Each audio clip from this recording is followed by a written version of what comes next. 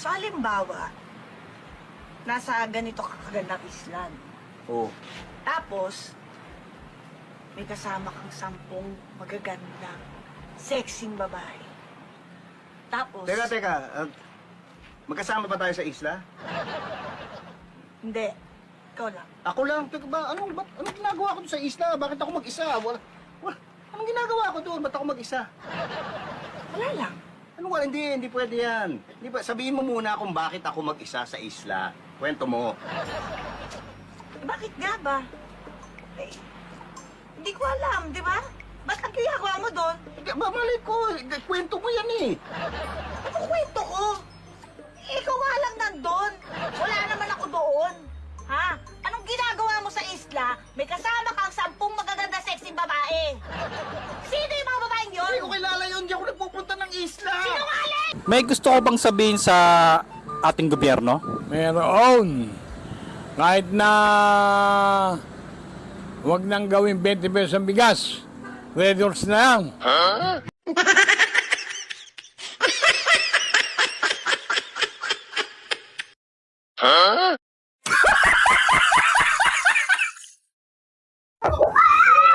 Brad, naalala mo na ikain ako sa inyo kahagabi?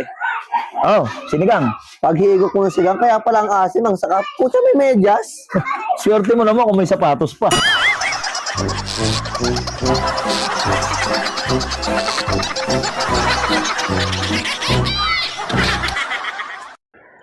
So yun, what's up mga katine, no?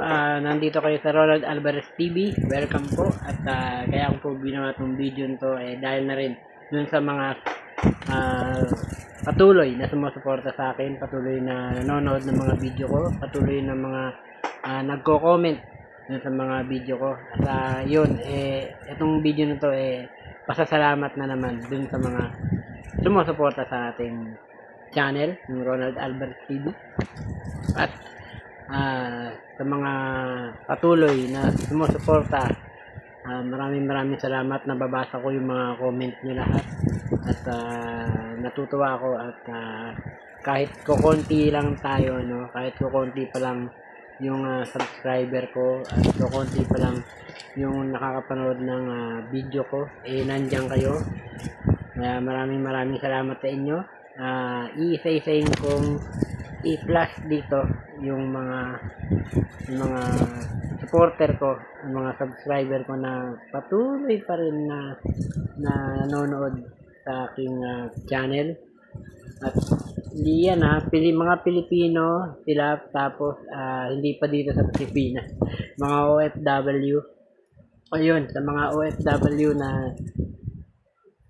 laging sumusuporta sa mga video ko, maraming salamat ko. Salamat sa inyo. Alam ko na napapasaya ko kayo sa mga video ko. At sana po ituloy-tuloy yung mga panonood nyo sa mga video.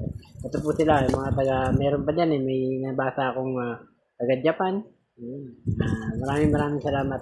Doon sa mga nasa ibang bansa na nanonood, sa mga Pilipino, mga bayani po kayo ng Pilipinas. Yun nga, kayo po yung mga buhay na bayani ng bansang Pilipinas. Kaya maraming salamat sa inyo, sa mga OFW na nanonood ng mga video natin. Nandiyan sila, nagpa-plus dyan at palagi sila nanonood. So sana mapasaya ko pa kayo sa mga video na mga gagawin ko. So ito, mag-good kaya. Thank you. Salamat. Hirap po maging tambay, biruin nyo, pagkagising nyo, kakain kayo. Tapos, Pagkakain nyo, lalabas kayo ng bahay, makikipagkwentuhan kayo. Tapos? Sisiraan nyo yung mga tao, wala namang ginagawa sa inyo. Pag nagutom ka, pagdating ng Itbulaga, kakain ka na naman. pagkakain. Lalabas ka na naman. Tapos. Pero nagdaan, sisiraan mo na naman yan. Pagdating ng hapon. Matutulog muna po ng tanghali. Para pagising po, merienda na. Tapos po kakain na naman. Hanggang kailan ka magiging tambay? Kung ako po tatanungin nyo, hanggang mamatay po ako, gusto ko maging tambay. Mahirap po pagdating ng gabi, maliligo ka, tapos makikipag-inuman ka. Habang nakipag-inuman ka, pag may nagdaan, sisiraan mo na naman. Yung kahit anong sabihin nila sa kanya, hindi mo siya magawang bitawan. Kahit anong paninira sa kanya, hindi mo siya magawang iwan. Kasi nga, mahal mo na. Wala tayong magagawa, mahal mo na. Umangat ka lang sa buhay, pati kapitbahay, niyayabangan mo. Malunggay lang hinihingi babanat ka ng, asan kayo nung nagsisimula ako? Ang ilan to? Alam mo kung sino ang angat na to? Oh, bayad ka na naman nakasimangot. Ba't mo naman kasi binunot agad, hindi pa nga ako tapos? Ubus na ako eh, ba't di ko bubunutin? Nakakainis ka naman eh. Sana pinatapos mo man lang ako bago mo binunot. Charger ko to eh. Kasi yung charger mo. Oo.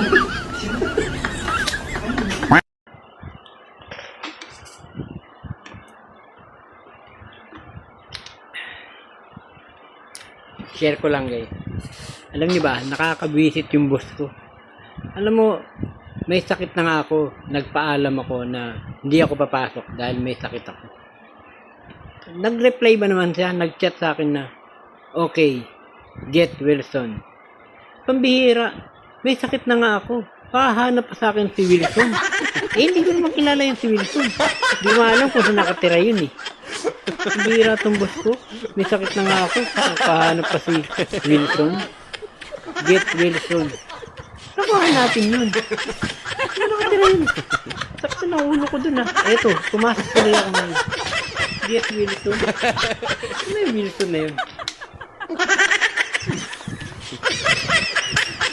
Naging itsura mo nung bata, par. Ang cute eh, no? Straight na straight pa yung buhok mo. Kaya nga, straight pa ako dyan eh. Ba't ngayon? Bading na. Wala na eh. Nakakamiss. Uy! Akala mo ikaw lang? Same! Bakla na ba ang lahat? Pero pabukas na ako nito. Wag na! At pakahirap mong utusan. Ganyan ka naman lagi. Toyo ang putik. Bola? Ano sa isang bola? Ball. Pag isang bola lang? Ball. Pag marami? Pag marami? Ball. Balls. Makinig balls. It's because of stress. Kasi may problema and everything. Hindi, sorry. Inano mo pa kasi... So, bakit parang alungkot mo ngayon, candidate number 2? Hindi. Sorry po I know, pero this is my time just to share this to everybody na I would like to greet my mom na nasa ospital ngayon. 3 araw na po nasa ospital ang nanay ko. Oo. 3 araw nang nasa Opo. ospital. Ano nangyari? So, bakit nasa ospital ang nanay mo? Nurse po kasi yun. Oy! Niloloko tayo nito eh! Aray ko! Oy! Marami kami problema, wag mo kami paglolokohin dito. Nadala kami tapos nasa... Pautang daw po ng itlog, sabi ni Mama. Oh, ito. Ililista ko ba? Kayo po. Kung gusto nyo po, i-drawing nyo. Depende po sa trip nyo. Mga kaibigan, alam nyo ba na hindi ang balat ng lechon ang nakaka-high blood? Oh, good news ha? Ayos. ano? Ha? Ano? Buto. Ha? Buto ng lechon na nakaka-high blood. Buto? Oh, Pambihira ka pa. Paano nangyari buto yun? ako yung naimbitahan sa isang handaan. Oh. Pagdating ko, nakita ko yung lechon. May lechon. Puro buto na lang. Ano nangyari sa'yo? Na-high blood ako to. Dito talaga! May prueba ka pa! May prueba ko. Anong prueba mo? Nakakita ka na ba ng babae nagwawalis sa umaga? Oo. Di ba ganito sila magwawalis? Oo. Ganyan. Tinatakpan nila dito kasi importante. Ah. Kung importante pa yung nasa babag, sana ganito sila magwawalis. Tama nga naman. Tapos sa jeep, pag sumakay ng jeep, di ba pag sumakay sila ng jeep, gaganito sila, excuse me. Wala akong nakitang babae sumakay ng jeep na nakaganito, excuse me po. Tama nga. Ito. Bakit bakit maputi naman ang dibdib ng babae? At tinanong ko yung mga babae, bakit daw maputi yung dibdib nila? Oo. Kasi lagi sila nababra. Kaya nagtataka ako. Oo. Lagi tayong nagbibrief, bakit maitim yung singit natin?